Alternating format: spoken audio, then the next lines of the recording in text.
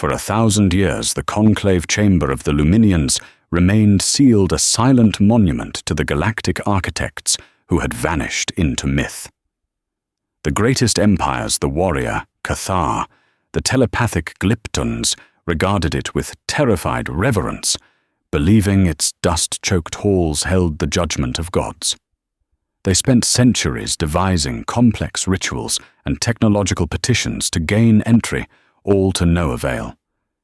They never considered the one thing the chamber was waiting for. They never considered the work order assigned to a human janitor named Arthur Jenkins, a man paid to fight the slow, silent decay of time with a mop and a bucket.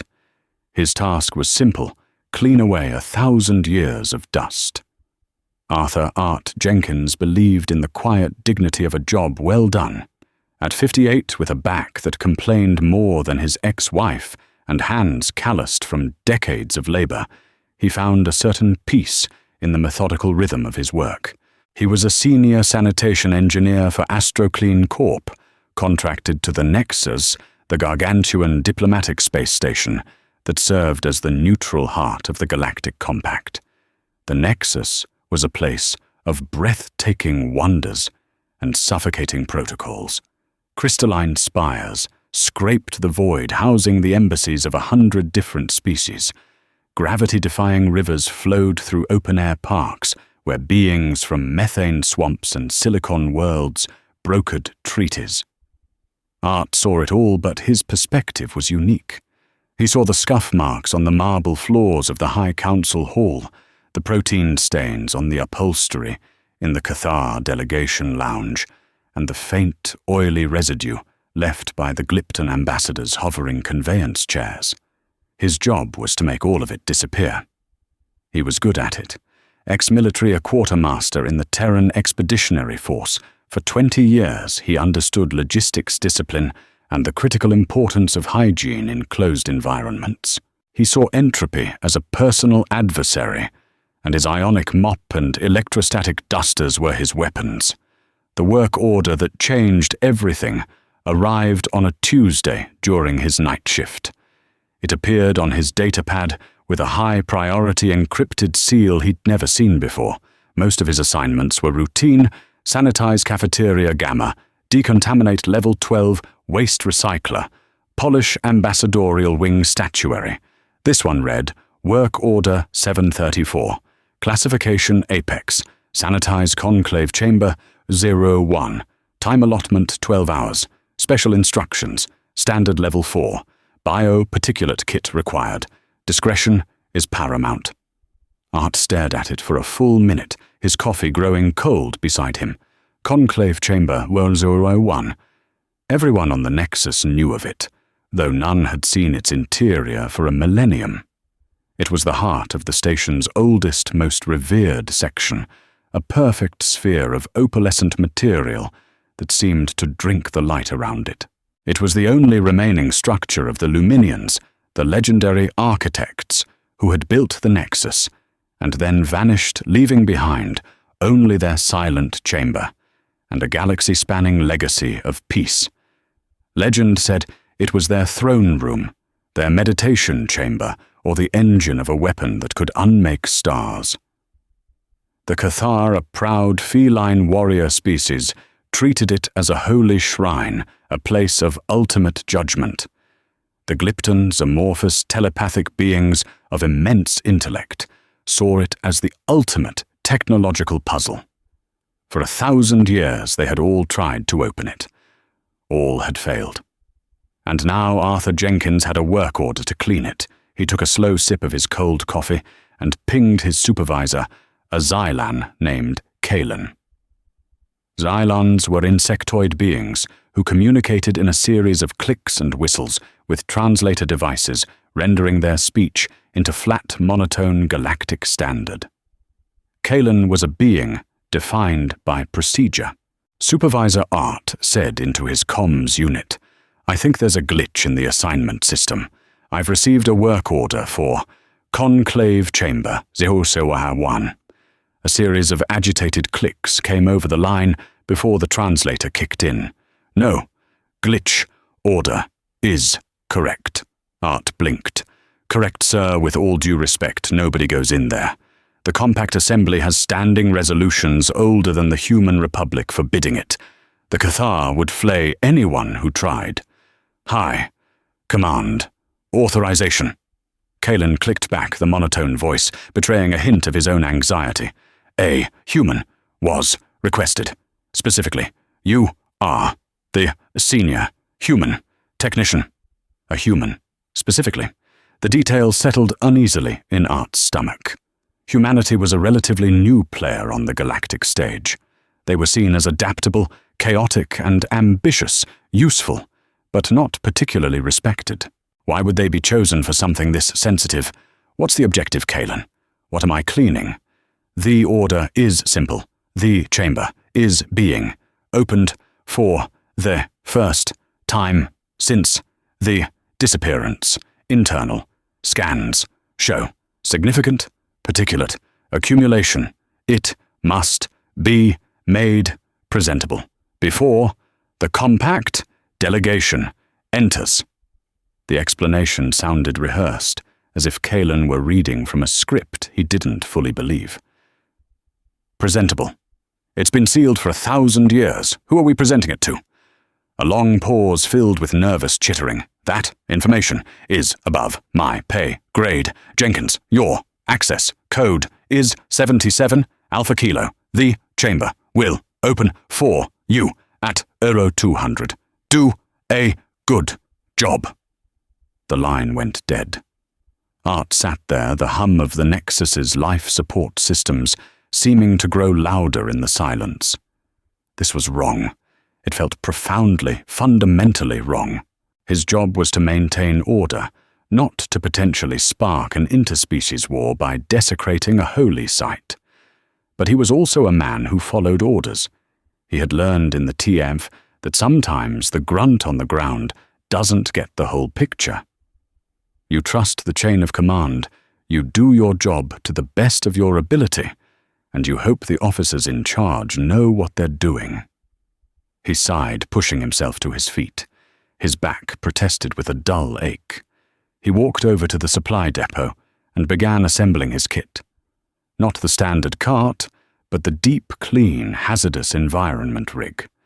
Electrostatic dust binders, ionic solvent sprays, particle-level scrubbers, a self-contained filtration mask, and his most trusted tool, a variable-density microfiber cloth that could wipe a surface clean at the molecular level. He was just a janitor, a cleaner. But as he loaded his cart and began the long, silent journey to the Luminian spire, he couldn't shake the feeling that he was about to wipe away more than just dust. The corridors leading to the conclave chamber grew quieter and older with every step. The bright, sterile gleam of the modern sections of the Nexus gave way to walls of a seamless, pearlescent material that seemed to hum with a barely audible energy. The air was different here, still cold and heavy with the weight of ages. There were no advertisements, no public announcements, no scurrying diplomatic aids. There was only the soft, near-silent glide of Art's sanitation cart. He arrived at a great circular door, a perfect iris of the same opalescent material as the walls. It was unmarked by any seam handle or control panel. 2 Cathar honor guards, massive beings, clad in ceremonial armor of crimson and gold, stood motionless on either side. Their fur bristled, and their yellow eyes, slitted like a cat's, followed Art's every move. He could feel their contemptuous disbelief radiating off them in waves, a human, a cleaner, approaching their most sacred site. Art ignored them. He had dealt with arrogant officers and hostile aliens his entire life. He had a job to do. He stopped his cart a respectful distance away and waited. At precisely 200, a low hum filled the air. The Cathar guards startled, their hands instinctively going to the hilts of the ceremonial energy blades at their hips. The solid door before Art shimmered, and then, with a silence that was more profound than any sound It dissolved into a curtain of soft white light. An ancient, musty smell like a library left unopened for centuries washed over him. He took a breath, adjusted his filtration mask, and pushed his cart through the threshold. The light faded behind him, and the door solidified, sealing him inside. He was alone. The chamber was a perfect sphere, perhaps 300 meters in diameter. Its sheer scale was breathtaking. The floor walls and ceiling were all part of the same continuous, seamless curve made of a dark, star-dusted material that absorbed all light. There were no visible light sources yet. The entire space was filled with a soft, ambient, silver glow that seemed to emanate from the air itself. Floating in the center of the vast emptiness were dozens of objects. There were crystalline structures that pulsed with faint internal light, metallic rings that hovered in silent, motionless formations, and what looked like thrones carved from solidified light arranged in a great circle. And everything was covered in a thick, uniform blanket of fine grey dust. It was unlike any dust Art had ever seen. It wasn't the clumpy organic detritus of a living station. It was a perfectly even, almost velvet-like layer, a millimeter-thick coating every surface with eerie precision. It didn't hang in the air. It lay settled and profoundly still, a shroud of absolute dormancy. The silence in the chamber was absolute, a pressure against his eardrums. The air filtration system in his mask was the only sound he could hear.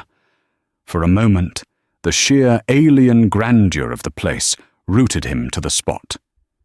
He was standing in a room built by the architects of the galaxy, a place of myth and legend. But then his professional instincts took over. The awe was replaced by a pragmatic assessment. Significant particulate accumulation, Kalen had said. That was the understatement of the millennium. This was a level 4 job, no question. Contamination of unknown origin. He had to be methodical. He started, as he always did, with a test patch.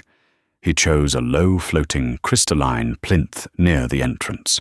He took out a sterile collection kit, scraped a small sample of the grey dust into a vial, and sealed it for later analysis as per procedure. Then he unholstered his ionic sprayer, setting it to a low, wide dispersal. A fine mist settled over a square foot of the plinth. The dust did not react. It didn't dissolve or smoke.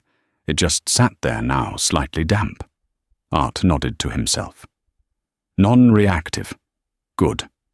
He took out his variable density microfiber cloth, the pride of his toolkit. He gently wiped the misted area. The effect was instantaneous and startling. Where the cloth passed, the plinth was revealed. It wasn't just clean, it was pristine, as if forged a second ago. The surface was a deep, impossible black, and as the dust vanished, tiny points of light like captured stars ignited within its depths. The contrast between the dull grey dust and the vibrant living surface it had concealed was stunning. The dust itself did not smear. It didn't become mud. It simply lifted away, clinging to the electrostatic fibers of his cloth as if it were iron filings and the cloth a magnet. It was the most efficient cleaning job he'd ever performed. The dust wanted to be collected. He worked his way inward, moving from one floating object to another. He established a grid pattern in his mind, the same way he'd been taught to clear a minefield. Be systematic. Don't miss a spot. He cleaned the crystalline plinths, revealing star charts that moved and shifted within their depths. He cleaned the great hovering rings, and ancient flowing script began to glow along their circumference. He cleaned the silent ethereal thrones, and they began to emit a soft, welcoming hum. With every surface he wiped clean, the ambient light in the chamber grew infinitesimally brighter. The air seemed to thin the oppressive silence, lifting replaced by a chorus of subtle, harmonious hums. He was not just cleaning a room. He was waking it up, He worked for hours, lost in the focused, repetitive motions of his craft. Wipe, polish, collect, move on. He was oblivious to the growing chaos outside. He didn't know that every speck of dust he removed sent a cascade of data through the Nexus's ancient systems. He didn't know that the chamber's status, which had been dormant for 1,000 years, was now broadcasting a new signal, a signal that was causing panic in every embassy and delegation on the station. His focus was on a particularly large, ornate throne at the head of the circular arrangement. It was coated in the same grey dust. He sprayed it, then began to wipe down the high, arching back. As his cloth moved over the central point of the throne, the surface beneath lit up, not with a soft glow, but with a brilliant, blinding white light. A low, resonant chime echoed through the chamber, a sound so pure and powerful that Art felt it in his bones. It was the first true sound the chamber had produced. Art stepped back, his professional calm finally cracking. He looked around.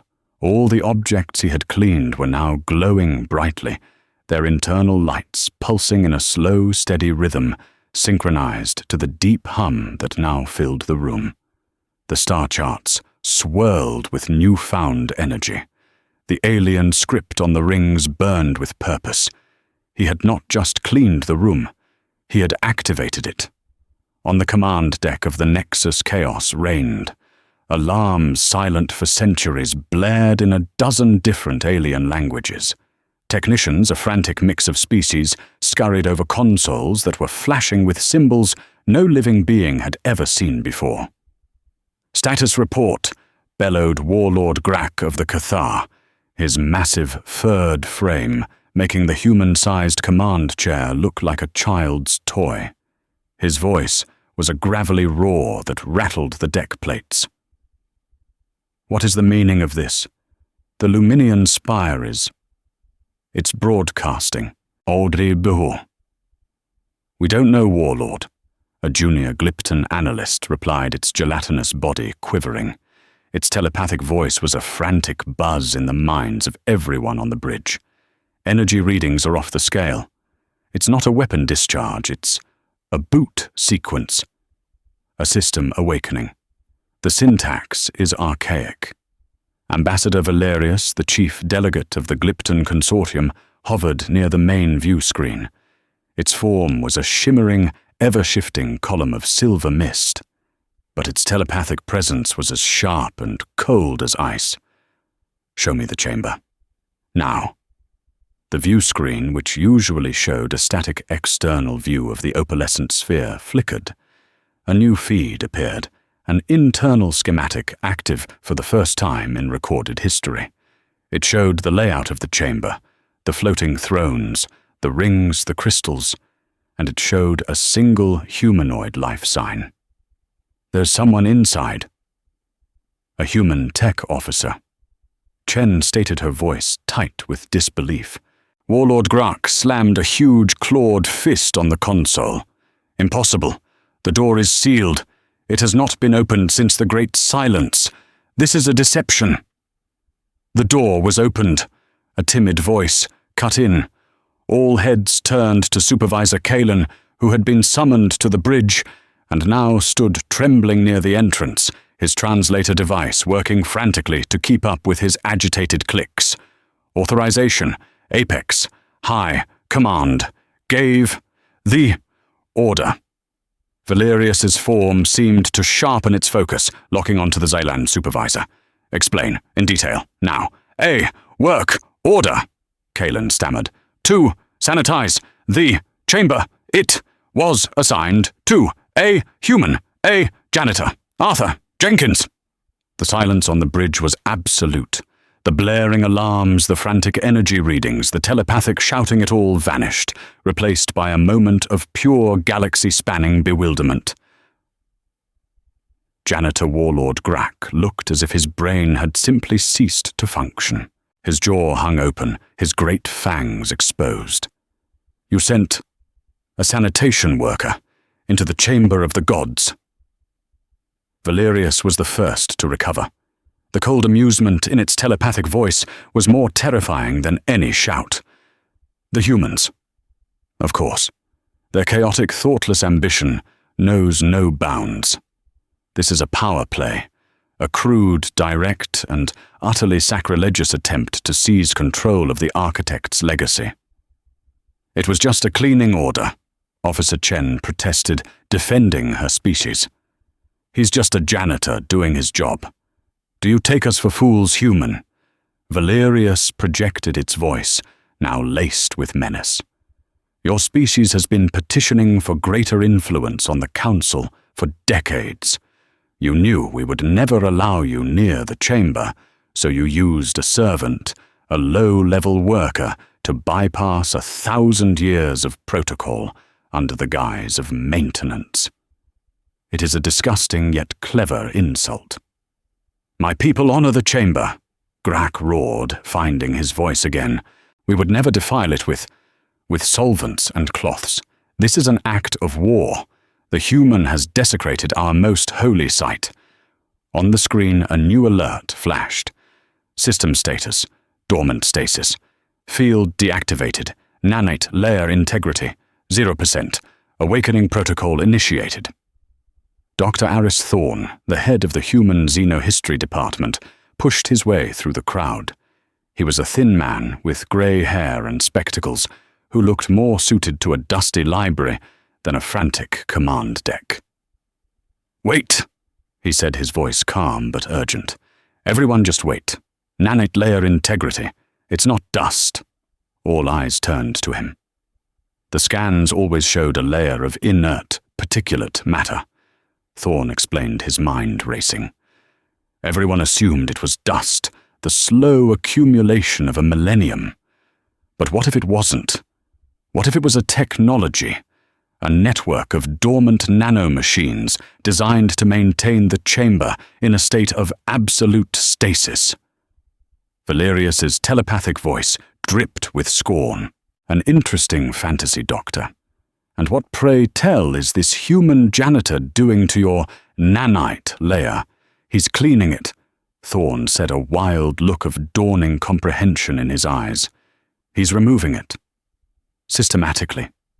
Methodically.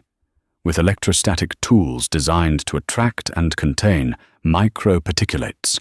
He's not desecrating the chamber. He's decommissioning the lockdown system 1 square meter at a time. The implications of his words sank into the assembled commanders and diplomats. They had spent centuries bombarding the chamber with every scanning technology imaginable, trying to crack its code from the outside. They had written philosophical treatises and developed complex mathematical models to predict its function. They had treated it like an unassailable fortress. The humans had just sent a man with a bucket to wash the windows. Get him out of there, Grak roared. Now before he breaks it. No, Valerius countered its voice, sharp and decisive. The protocol is already initiated. We cannot know what stopping it mid-sequence will do. We must seize the chamber. Secure the human. He is the key. Cathar, assemble your warriors. Glypton fleet, prepare to enforce a quarantine on this station. The architect's legacy belongs to those with the strength and wisdom to claim it. The bridge erupted into a flurry of commands. The fragile piece of the nexus was shattering. Fleets were being mobilized. Armies were being mustered. And in the center of it all was Arthur Jenkins, oblivious, who had just finished polishing the central throne and was now looking for a place to plug in his floor buffer. Inside the chamber, Art was feeling a sense of profound satisfaction. The job was almost done. Every floating crystal, every silent ring, every ethereal throne now shone with a brilliant internal light. The room was no longer dark and still. It was a vibrant, humming symphony of light and soft sound. The oppressive weight of ages had been lifted, replaced by an atmosphere of clean, crisp potential. He looked at the floor.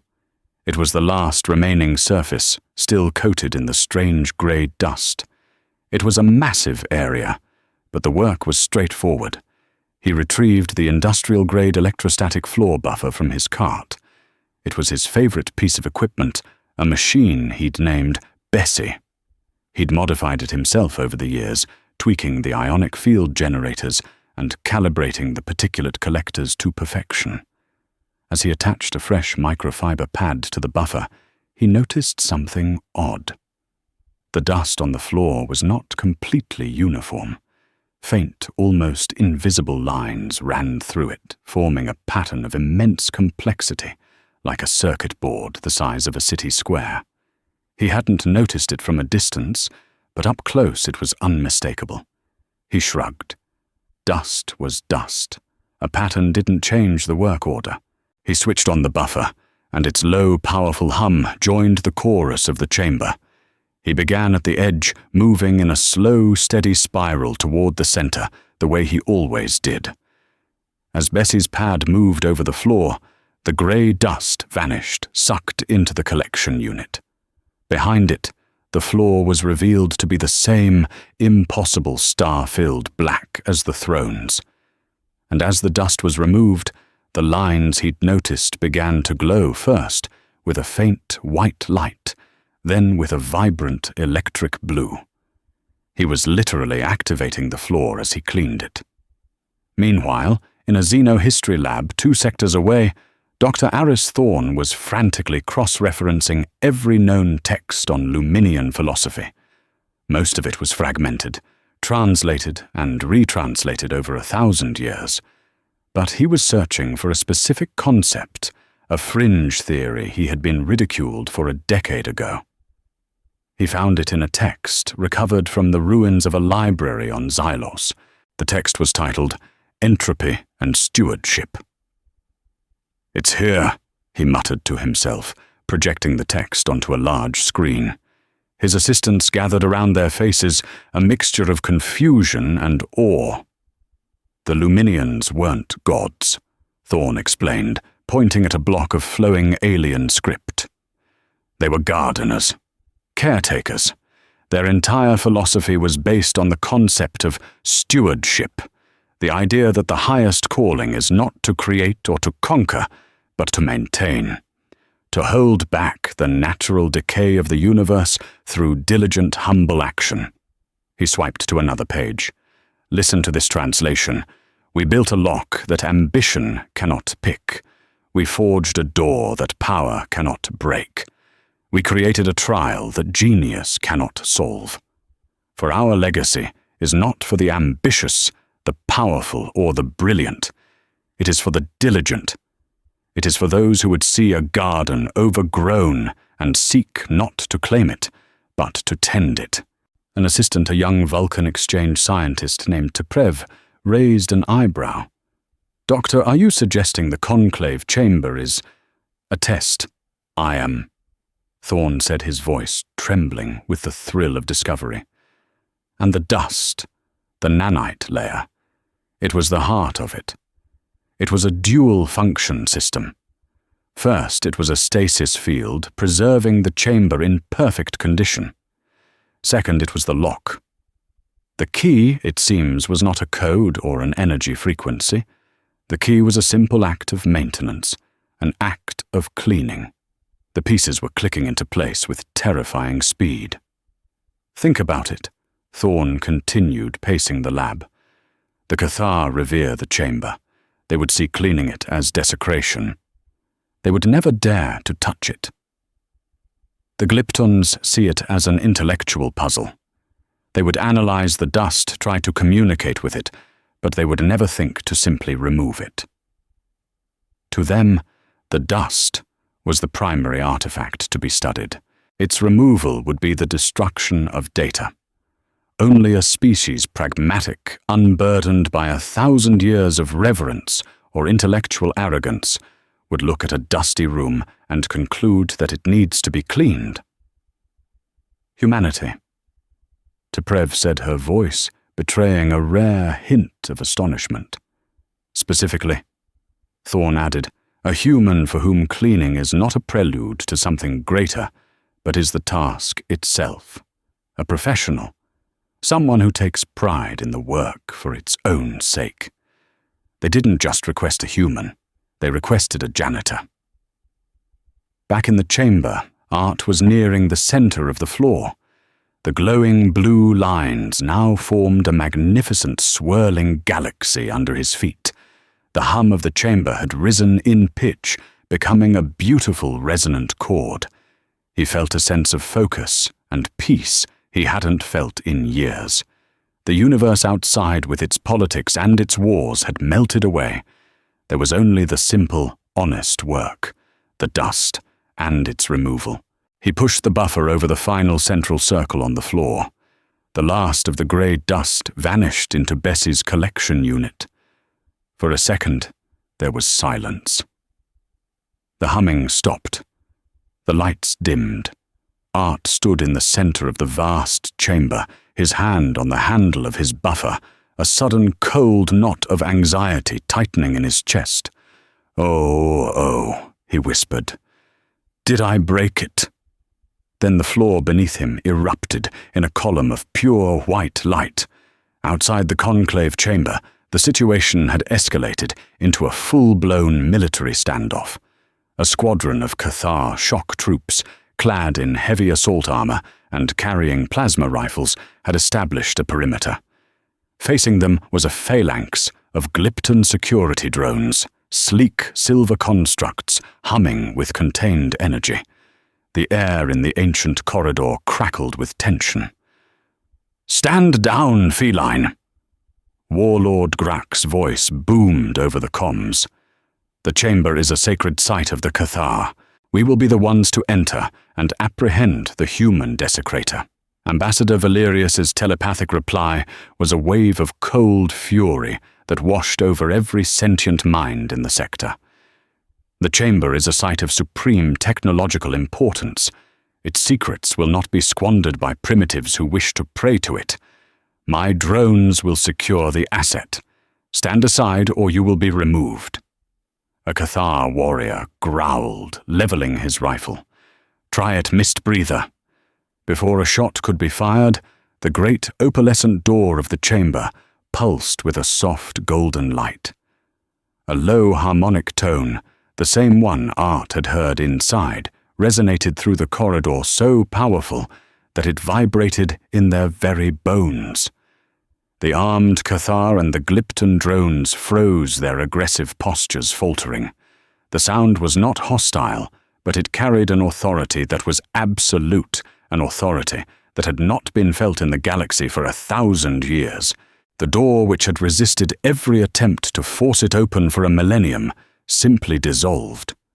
Not into a curtain of light as it had for Art, but vanished completely, revealing the now brilliantly lit interior. The assembled warriors and diplomats stared speechless. The chamber was no longer a dark, dusty tomb. It was a celestial orchestra of light and energy. The star charts within the crystals swirled with dazzling speed.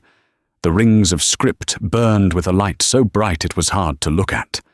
The entire room thrummed with unimaginable power. And in the very center, standing beside a floor buffer, was Arthur Jenkins. He was blinking, adjusting to the sudden disappearance of the door and the sight of 24 heavily armed soldiers and floating war drones. He instinctively raised his hands, a gesture of non-aggression learned from long, hard experience. "I can explain," he said, his voice sounding small in the vast chamber. "The work order said to sanitize the room. I finished the floor, and then all the lights came on." Warlord Grak took a hesitant step forward, his warrior's bravado completely gone, replaced by a profound, childlike awe. "By the first suns," he whispered. "It is as the legends described, the Chamber of Awakening." Valerius's telepathic presence, usually so arrogant and commanding, was now a confused, frantic whisper in their minds. "The energy readings. They are stable, but the complexity. It is beyond our theoretical models. How could he do this?" Before anyone could move or speak, the column of light that had erupted from the floor coalesced. It compressed and solidified, forming a figure in the center of the room directly in front of Art. The being was tall and slender, composed of shimmering starlight and fluid, silvery energy. It had no discernible face, yet Art felt an overwhelming sense of being seen, of being known. A voice echoed through the chamber, and simultaneously in the minds of everyone in the corridor and across the command deck of the Nexus. It was a voice that was neither male nor female, old nor young, but sounded like chiming stars and tectonic plates shifting. The millennial trial is complete. The being of light turned its featureless head toward the stunned aliens in the corridor. For 1,000 years we have waited. We have watched. You have petitioned. You have pondered. You have postured. You saw a locked door and sought a key of power. You saw a silent room and assumed it held a weapon. The being turned back to Art, who was now clutching the handle of his floor buffer like a security blanket. You alone saw what was truly there. A place neglected, a duty unfulfilled. You did not seek to open the door for glory or knowledge. You entered because you were asked. You did not seek to understand the dust. You sought only to remove it. You saw a task and you completed it.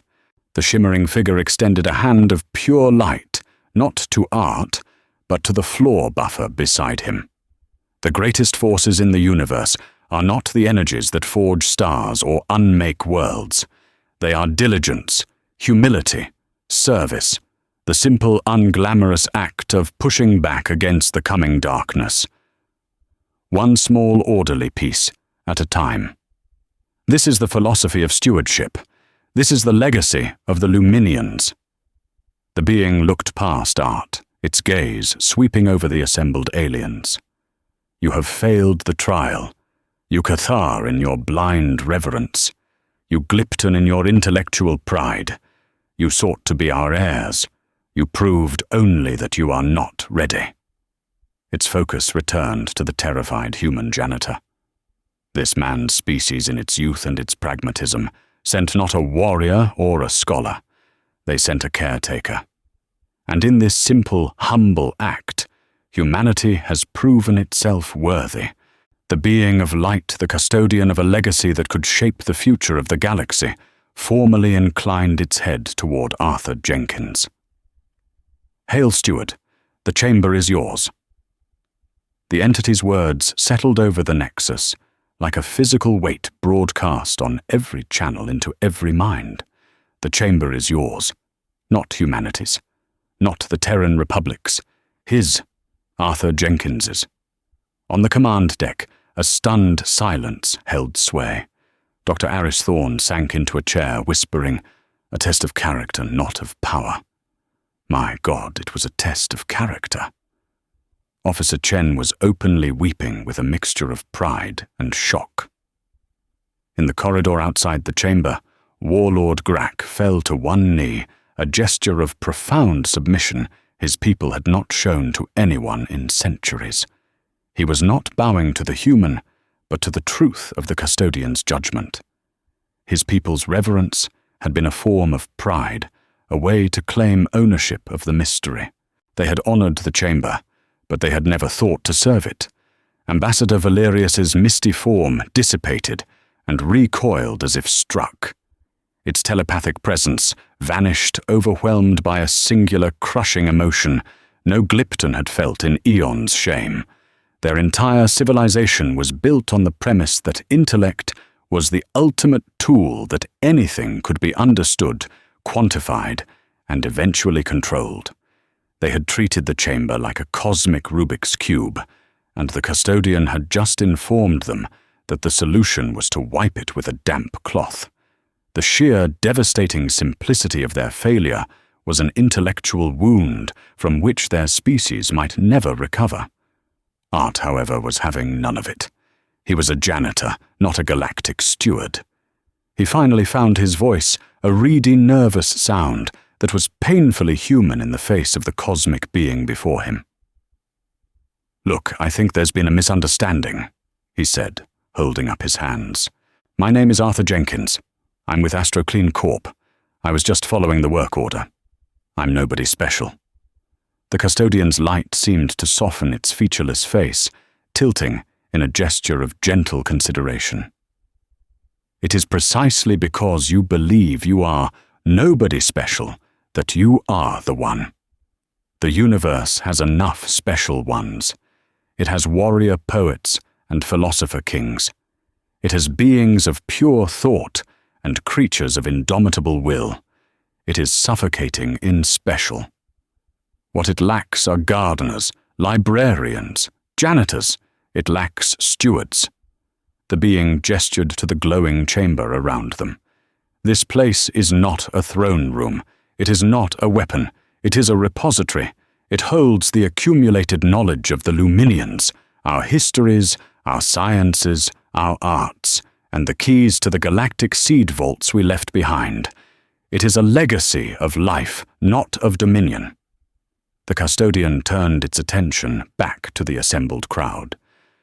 "For 1,000 years you have squabbled. You have fought over resources and borders, over ideology and pride. You have stagnated, repeating the mistakes of the species that came before you. We left this trial hoping a species would emerge that understood a different path." Its voice became stern, a judge passing sentence. "The Cathar. Your honor is a cage. It binds you to the past and blinds you to new ways of thinking. You will not inherit our legacy. The Glyptons. Your intellect is a labyrinth. You become so lost in the complexity of the map that you forget the simple reality of the territory. You will not inherit our legacy." The voice softened again as it addressed Art. "Humanity. You are chaotic, flawed, and short-sighted. You are often your own worst enemy. But you are also pragmatic. You are adaptive. And you have not yet forgotten the dignity of simple labor. You have not yet decided that humble work is beneath you. This is why the mantle falls to you. Not to rule, but to serve." Art just stared, his mind struggling to process the scale of what was happening. Galactic seed vaults, a legacy of life. He had been worried about getting his timesheet submitted before the end of his shift. "So, what do I do now?" he asked, the most practical question he could think of. The custodian seemed to approve. "For now you will learn. The chamber will teach you. It will respond to you, Steward Jenkins. It has already begun sharing its knowledge with your doctor, Aris Thorne, whose mind was open enough to perceive the truth." On the command deck, Thorne gasped as complex equations and historical timelines flooded his mind, a torrent of clean, perfect data. "As for the rest of the galaxy," the custodian continued, its voice once again, booming across the nexus, "a new age begins. The age of stewardship. The Luminian repositories will be opened, not to the powerful, but to the worthy. Not to those who demand, but to those who ask. Not to those who would exploit, but to those who would cultivate. The criteria for worthiness is no longer strength of arms or sharpness of mind, but humility of spirit and diligence of action. The first steward will be your guide." The brilliant being of light began to fade its form, dissolving back into the floor. Its final words were meant for Art alone, a quiet whisper in his mind. "I am merely the interface, the warden. The true custodian is the chamber itself. It is now yours to command. Treat it well." The light vanished. The chamber fell silent, save for the soft, harmonious hum of its awakened systems. Arthur Jenkins stood alone in the center of the room, surrounded by the silent awe of the galaxy's most powerful empires. In his hand, He still held the handle of his floor buffer. Bessie. He looked from the awestruck Cathar to the space where the Glypton ambassador had been, then to his own reflection, faintly visible in the impossibly clean floor. He saw a tired, middle-aged man in a grey jumpsuit, the first steward. He shook his head slowly. "Well," he muttered to himself, his voice echoing slightly in the vastness. "I guess I'm going to need some more cleaning supplies." In the weeks that followed, the galaxy was turned upside down. The Glypton delegation recalled Ambassador Valerius in disgrace. The Cathar Empire sent not warriors, but scholars and priests to the Nexus to learn the ways of true honor, as Warlord Grak put it. Treaties were re-examined. Power dynamics shifted. The phrase, "to do a Jenkins," entered the galactic lexicon, meaning to solve a complex problem with a simple, overlooked solution. Humanity was thrust into a role it was utterly unprepared for. The Terran Republic government tried to claim jurisdiction over the chamber, sending a delegation of puffed-up politicians and decorated generals. The chamber refused to let them in. It would only open for art. They tried to make him an admiral, a lord, an ambassador, plenipotentiary. He refused all titles. "I'm a sanitation engineer," he'd insist to anyone who asked. "That's the job I know." He became the most unlikely gatekeeper in history. Delegations from across the galaxy would come not with demands, but with humble requests. A species whose planet was dying of a blight would ask if the Luminian archives had any information on ancient botany. Art would go into the chamber, ask the question, and return with the data translated and presented in a simple readable format. Another species, struggling with fusion reactor instability, would ask for help. Art would consult the chamber and return with engineering schematics that were elegant in their simplicity. He never sought power or wealth. His only request was that any species receiving aid had to contribute something in return, not resources or technology, but a promise to help another species in need, creating a chain of interstellar goodwill. He called it paying it forward. The galaxy called it the Jenkins Doctrine. Dr. Aris Thorne became Art's chief of staff, a role he accepted with bemused delight. He would translate the complex requests into simple queries Art could pose to the chamber, and then interpret the vast amounts of data that came back. One evening, Thorne found Art not in the chamber, but in his old janitorial supply closet, carefully maintaining his equipment. He was polishing the chrome on Bessie with a soft cloth. "The Andromedan delegation is asking for the Luminian star charts," Thorne said gently. "They believe it might help them navigate the gravitic anomalies in the Serpent's Nebula." Art nodded, not looking up from his work. "All right. Tell them I'll get to it in the morning. I've got to finish my rounds first." Thorne smiled. "Arthur, you are the de facto leader of the new galactic age. You command the greatest repository of knowledge in known space. You don't have to clean the lower deck lavatories anymore." Art stopped polishing and looked at his old friend. His face was calm, his eyes clear. "Aris, this is what they don't understand," he said, gesturing with the polishing cloth. "The chamber didn't choose a general or a president. It chose a janitor. It chose the guy who cleans the toilets.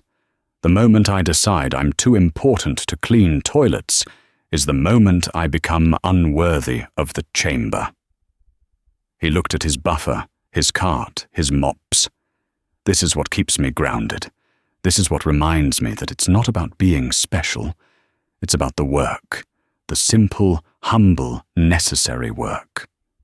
He finished his polishing and stood up his back, giving a familiar groan. "All right. Let's go see about those star charts." As they walked toward the Luminian spire, a new work order pinged on Art's datapad. It wasn't from AstroClean Corp. The sender was listed simply as Chamber 01. He opened it. It read, "Work Order 001, Classification Steward. Sanitize Galactic Seed Vault Alpha. Location Sector 7. Kepler 186F. Special instructions. The archives are quite dusty. A gentle hand is required. Arthur Jenkins read the order, looked at the ancient glowing chamber before him, and for the first time in a long time he smiled. It was a big job, but he had the right tools for it. The ship they gave him was called the Steward's Hand. It wasn't a warship or a luxury diplomatic cruiser. It was a decommissioned TEF long-haul maintenance vessel, the St. Christopher refitted by Nexus engineers under Dr. Thorne's supervision. Its cavernous cargo bay, which once held spare hyperdrive cores and hull plating, was now meticulously organized with the most advanced sanitation and environmental restoration equipment in the galaxy. It was less a flagship and more a galactic-sized tool belt. For Arthur Jenkins, it felt like home. His crew was, to put it mildly, unconventional. The Terran Republic had offered him an entire fleet of their finest officers. He'd politely refused. Instead, his manifest listed 3 names. First was Dr. Eris Thorne, who was now permanently attached to Art's side, serving as a combination of historical consultant mission coordinator and bewildered friend. Second was a Cathar, not Warlord Grak, but a young, powerfully built warrior named Kyla. She had been one of the honor guards who had watched Art with contempt on the day the chamber opened.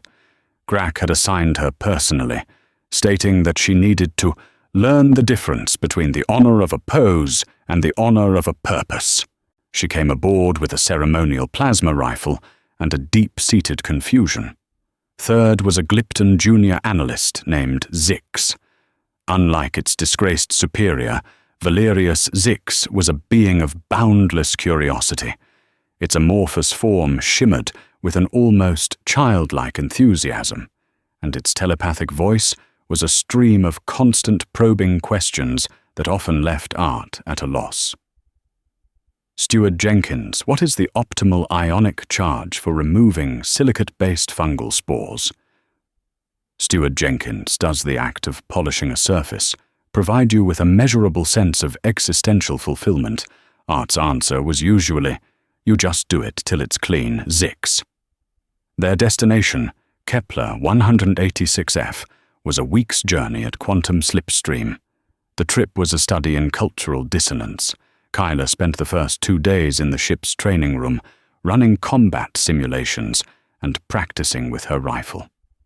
Zix spent its time interfaced with the ship's library, absorbing every text on Luminian architecture. Art spent his time in the cargo bay, calibrating his equipment.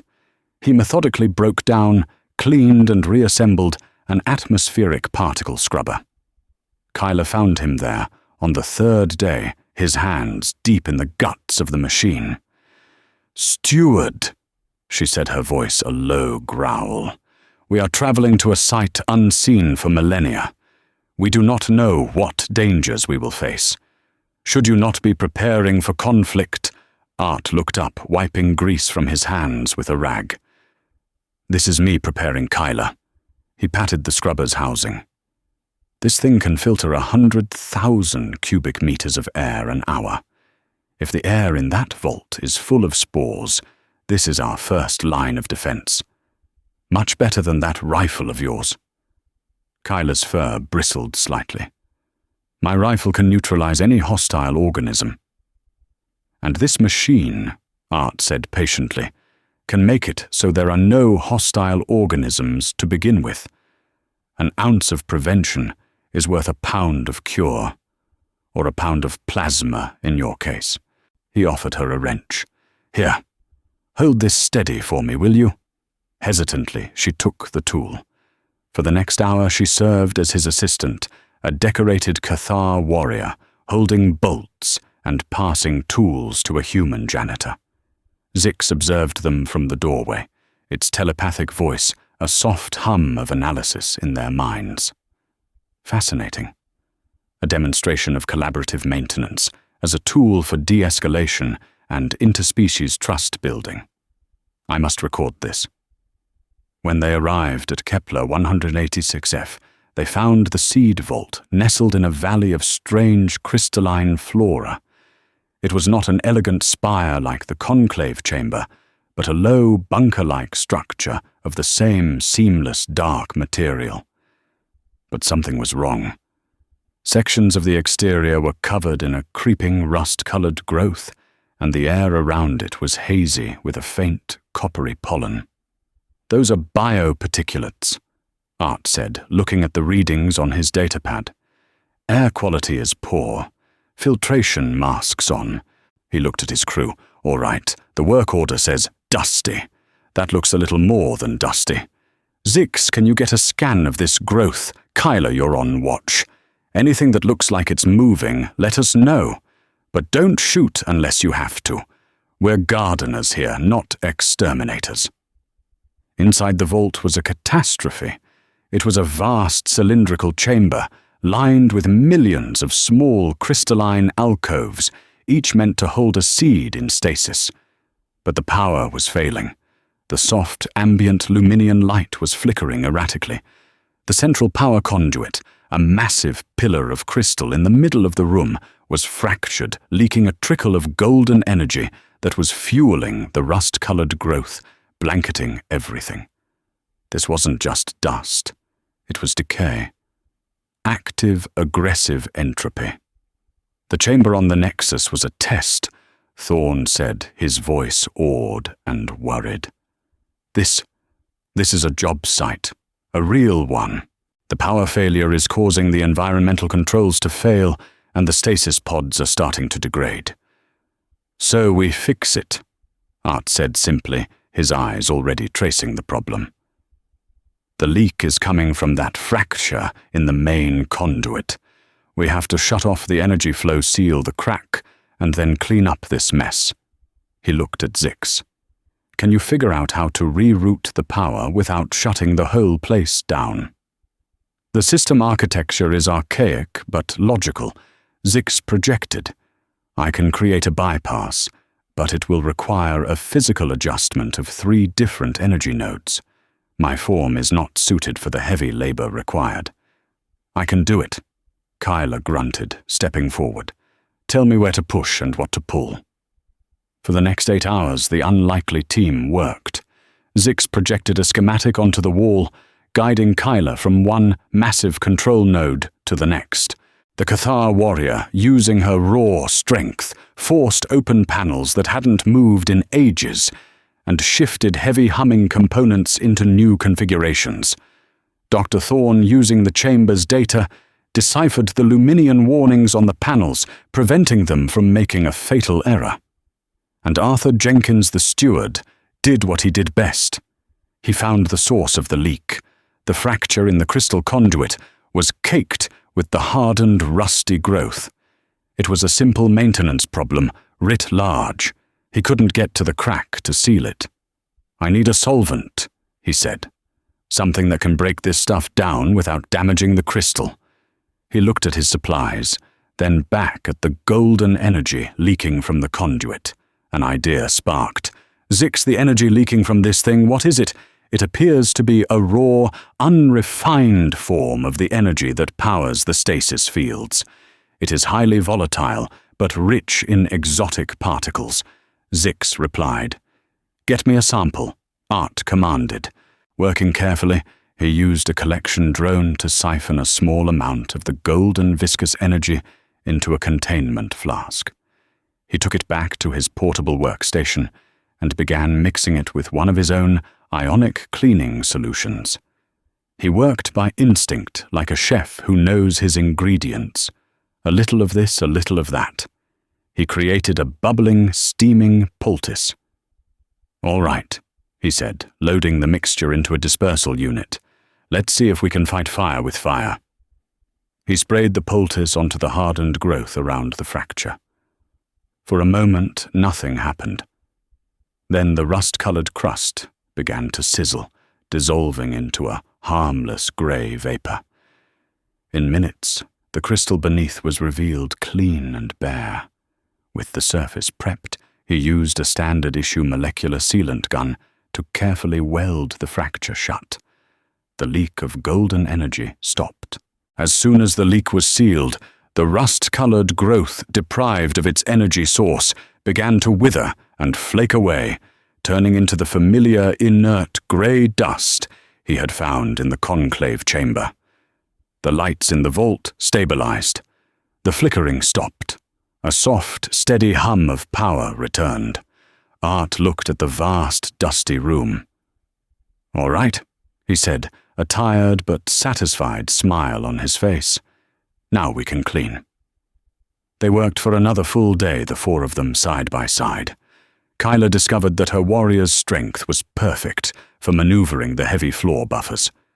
Zix's precise, multi-limbed form was ideal for dusting the millions of delicate seed pods. Thorn organized the cleanup into an efficient grid, while Art oversaw the whole operation, the quiet, focused foreman of a crew that was saving a galaxy's worth of life. When they were finished, the vault was pristine. Millions of tiny lights glowed in the alcoves, each a promise of a world's heritage now safe. On the journey back, Kyla stood on the bridge, staring out at the star-dusted void. Her plasma rifle was not slung over her back, but was secured in the ship's weapon locker. She hadn't touched it since they'd left. "Steward," she said, without turning around. "The work we did, cleaning, repairing, it was difficult. It required strength and discipline. There was an objective, and we achieved it as a team." She finally turned to look at him. It felt honorable. Arthur Jenkins nodded, sipping a cup of hot coffee. "It's a good feeling, isn't it? A job well done." He knew this was just the beginning. There were other vaults, other Luminian structures needing a gentle hand. The galaxy had 1,000 years of deferred maintenance. It was a big job, but for the first time, he felt he had the right crew for it. The story of Arthur Jenkins reminds us that the measure of a person, or even a species, isn't found in the grandeur of their ambitions, but in the quiet dignity of their work. It's a testament to the idea that humility, diligence, and a willingness to do the necessary unglamorous tasks are virtues that can echo across the stars. Humanity didn't conquer the galaxy with warships or outsmart it with genius. It inherited the future by being willing to show up and clean a dusty room. It proves that sometimes the most powerful force in the universe isn't a weapon, but a sense of duty. If this story resonated with you, please help our channel grow by hitting the like button, sharing the video with someone who appreciates a different kind of hero, and subscribing for more stories that explore the heart of science fiction. And let us know, in the comments, what simple, humble act do you think holds a hidden power? We'd love to hear your thoughts. Thank you for listening.